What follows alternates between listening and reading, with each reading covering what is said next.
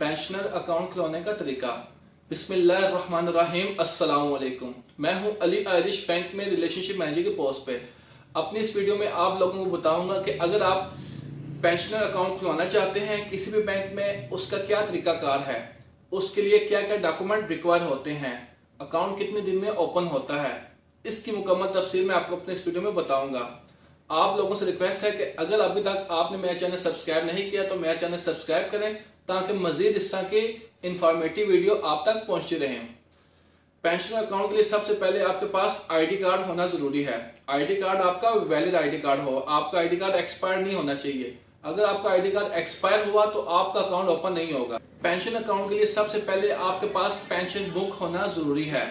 जिस भी इदारे से आप रिटर्न हैं वहां से आपको पेंशन बुक मिलती है, वो आपके पास पेंशन बुक होना जरूरी है। दूसरा डॉक्यूमेंट है पेंशन अकाउंट के लिए, वो है लाइफ सर्टिफिकेट। आपके पास लाइफ सर्टिफिकेट अटेस्टेड होना चाहिए, ठीक है।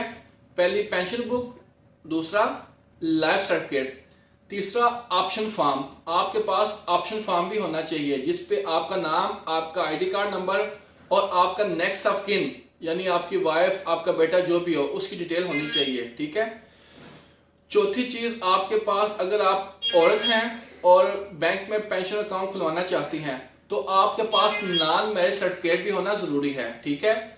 आपका ID card, pension book, life certificate, option form और नॉन मैरिज सर्टिफिकेट, ये 5 चीजें आपके पास होंगी। किसी भी बैंक में जाए आपका पेंशन अकाउंट ओपन होगा, ठीक है। तो ये थी मेरी वीडियो पेंशनर अकाउंट के हवाले से। वीडियो अच्छी लगी हो तो वीडियो को लाइक कीजिएगा, चैनल को सब्सक्राइब कीजिएगा। शुक्रिया, अल्लाह हाफिज।